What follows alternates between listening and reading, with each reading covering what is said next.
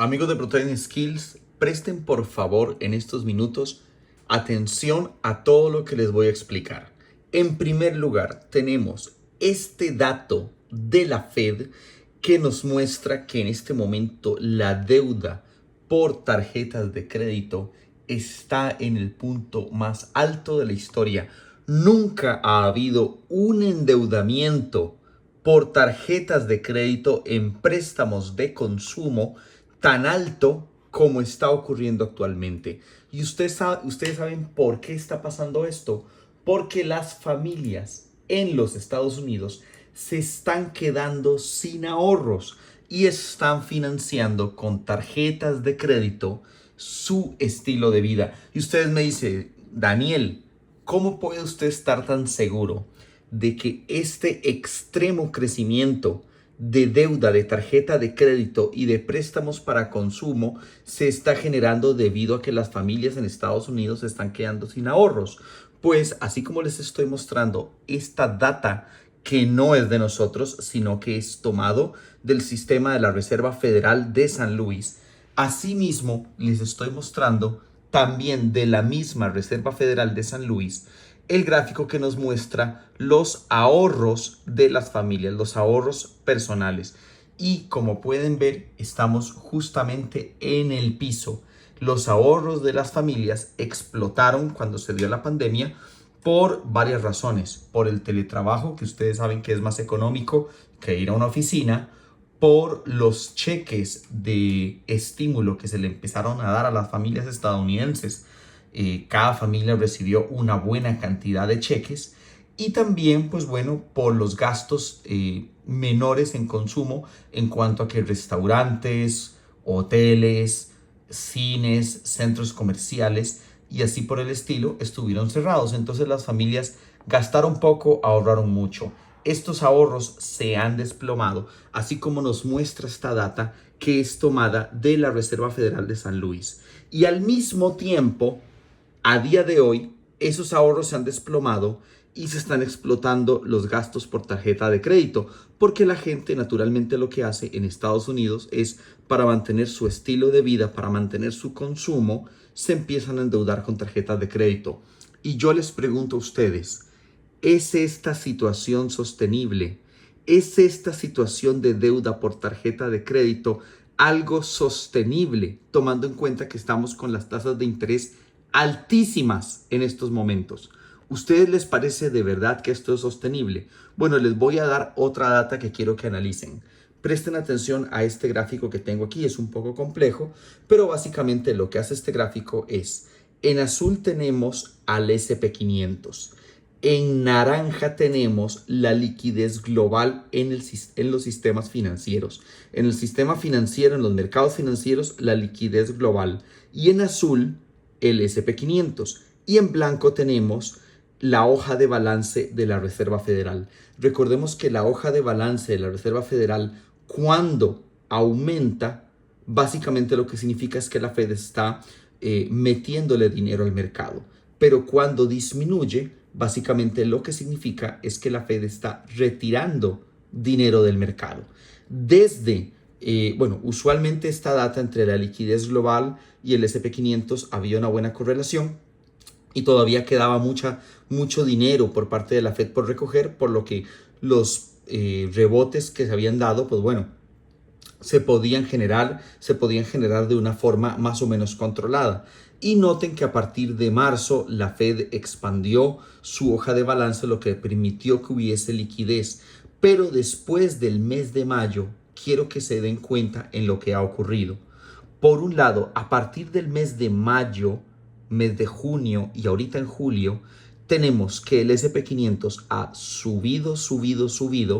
La hoja de balance de la Fed ha caído por debajo del nivel de marzo, o sea, la Fed ha retirado más dinero que en marzo y la liquidez del sistema financiero ha empezado a caer.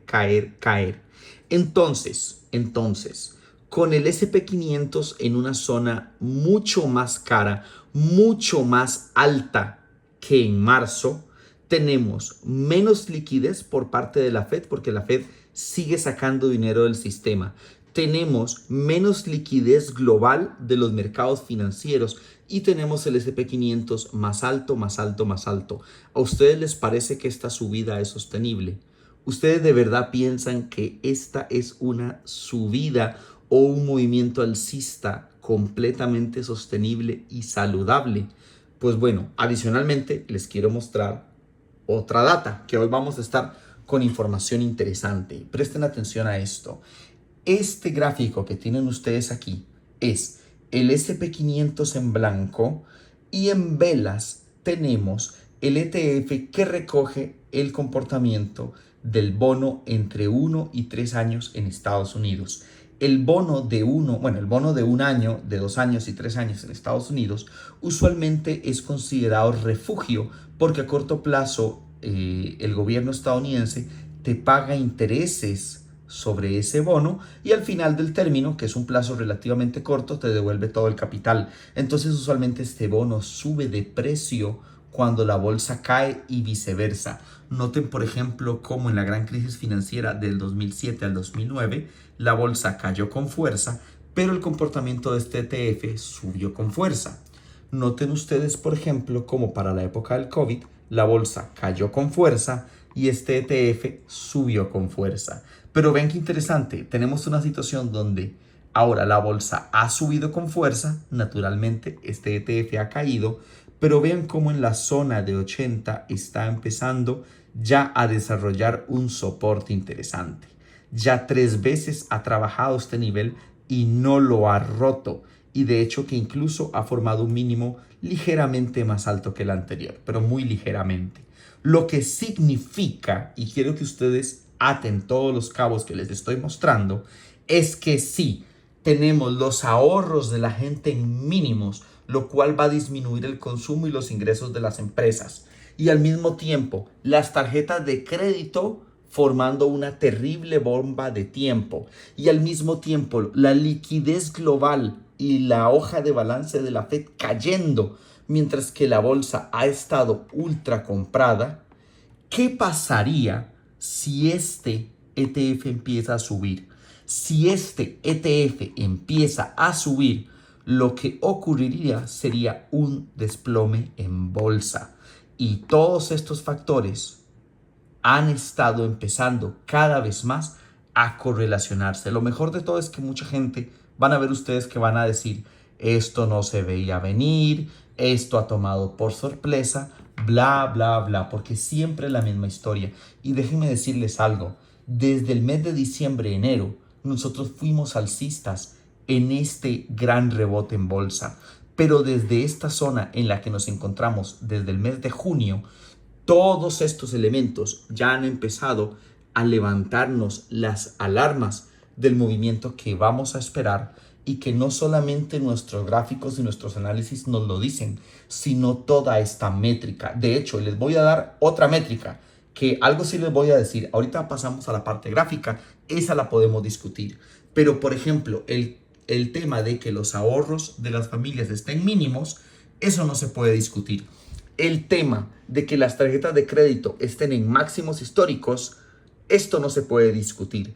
El tema de que la hoja de balance de la Fed está cayendo por debajo de marzo y la liquidez global del sistema está cayendo con fuerza, así como que al mismo tiempo la bolsa está subiendo, formando una divergencia, formando una debilidad, esto no se puede discutir porque esto es data, muchachos. Esto es data, esto es comprobable, esto es medible, así como también el comportamiento que es completamente inverso por parte de este ETF, en el cual los inversores buscan la seguridad cuando la bolsa cae, al mismo tiempo que buscan la bolsa cuando hay seguridad.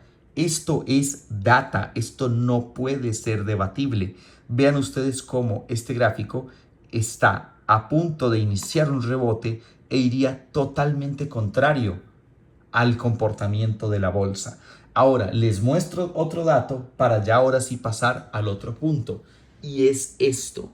El ingreso doméstico está cayendo por debajo del Producto Interno Bruto. ¿Y por qué les digo esto? Porque siempre, siempre, siempre que la línea azul cae por debajo de la roja, y esto es tomado de la Reserva Federal de San Luis igualmente, siempre que cae el gráfico azul por debajo del rojo tenemos recesión económica. Lo tuvimos en el 2000, lo tuvimos entre el 2007 y 2009, lo tuvimos en la época del COVID y miren bien de cerca. La línea azul recientemente ha caído por debajo de la roja, lo cual si revisamos aquí coincide exactamente con las recesiones anteriores. Esta es una data estadística que nos está cumpliendo lo que les estamos diciendo, y es que la bolsa se acerca a una formación de techo inminente. Yo hace unos días hicimos un live en YouTube, además de todo lo que estuvimos trabajando con ustedes hace unas semanas, y les mostramos cómo, por ejemplo, a finales del 2021 se estuvo formando un techo en bolsa, lo que se llama forming a top o formando un techo. Y les comentamos que en la zona en la que nos encontrábamos, en casi 4.500, 4.450 aproximadamente, 4.460, la bolsa iba a empezar a hacer una formación de techo. Vean cómo gráficamente nos vamos acercando a esa formación de techo. Gráficamente nos estamos acercando. De hecho, que a temporalidad corta en el S&P 500 tenemos un patrón de isla. ¿Qué es un patrón de isla? Es esto que está aquí. Tenemos gap sin cerrar, tenemos gap sin cerrar. Este gap no se ha cerrado porque en realidad nació aquí, digamos que la formación se dio desde esta zona y no se ha cerrado ese gap. Ese gap de formación de isla, usualmente en bolsa, suele ser un techo.